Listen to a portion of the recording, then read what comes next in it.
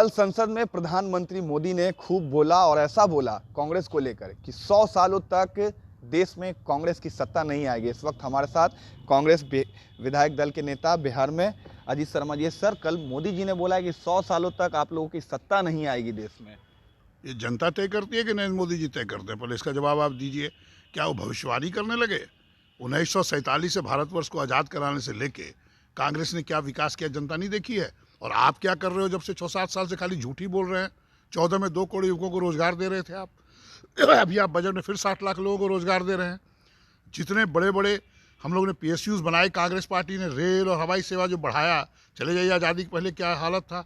आप सब बेचने का 4-5 उद्योगपतियों के हाथ में काम कर रहे हैं और आप भविष्यवाणी कर रहे हैं। भविष्यवाणी तो यह जनता कर चुकी है कि 2024 में आपको गद्दी से उतार फेंकेगी और कांग्रेस की सरकार बनेगी। मोदी जी ने कहा कि कांग्रेस ने खुद तय कर लिया है कि उन्हें 100 साल तक नहीं आना, इसलिए उन्होंने तैयारी कर ली है कि अब अगले 100 साल तक बीजेपी ही बनी रहेगी। पहले तो यूपी में वो देख लें, चुनाव लड़ रहे हैं ना हालत।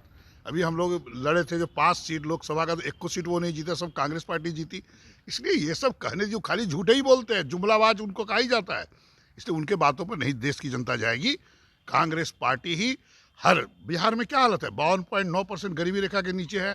और कल ये अध्यक्ष ने, जायसवाल जी ने कह दिया कि केंद्र सरकार महाराष्ट्र और बंगाल ज़्यादा पैसा देती है। और एक मंत्री का नाम लिया शहनवाज जी का कि वो उद्योग लगाने के लिए प्रयासरत है। क्या उनके 2 डिप्टी CM हैं? वित्त विभाग उनके पास है, तारकेश्वर प्रसाद जी के पास, और आप कह रहे हैं कोई काम नहीं हो रहा है, पैसे दिए जा रहे हैं। इसका मतलब क्या घोटाला है? इसका जवाब तो दे केंद्र सरकार, आदरणीय प्रधानमंत्री। कांग्रेस को, सूरज को आप दिखाओगे डिबरी, दिया, अगरबत्ती, को फर्क पड़ता है? कांग्रेस राष्ट्रीय पार्टी बहुत बड़ी पार्टी है, एक एक जनता के कन में है। उसको आईना दिखाने का कोई काम नहीं करे। 2024 का इंतजार करे। कांग्रेस सत्ता में आएगी केंद्र में और बीजेपी को बेदखल किया जाए। एक आखिरी सवाल सर, कोरोना काल को लेकर कहा मोदी जी ने कि महाराष्ट्र से मजदूरों को बिहार और यूपी भेजा गया कोरोना फैलाने के लिए। आप लोगों के नेताओं ने टिकट दिए मजदूरों को कि जाओ बिहार और यूपी कोरोना फैलाओ। और बिहार को लेकर भी कल अध्यक्ष संजय जायसवाल ने कही है कि बिहार को पैसा ज़्यादा मिल रहा है, फिर भी इस तरीके की स्थिति है सर। देखिए, जब कहीं से लोग बिहार से भी बाहर लोग काम करने गए थे, चूंकि यहाँ रोजगार नहीं है, कल कारखाने नहीं लगे हुए हैं, यह तो उसका जवाब दे।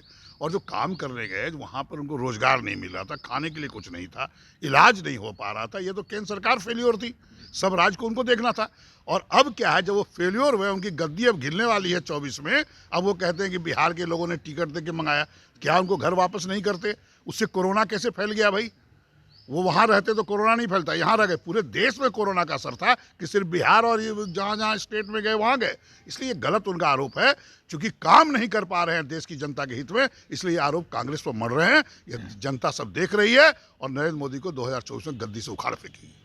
ये थे हमारे साथ कांग्रेस विधायक दल के नेता अजीत शर्मा, जिन्होंने करारा जवाब दिया है भाजपा को। प्रधानमंत्री मोदी को कहा है कि 2024 में जनता बीजेपी को देश से हटाकर रहेगी और 24 में कांग्रेस की सरकार वापस देश में बनेगी। आप बने रहे न्यूज़ PR के साथ। रमन राय, पटना।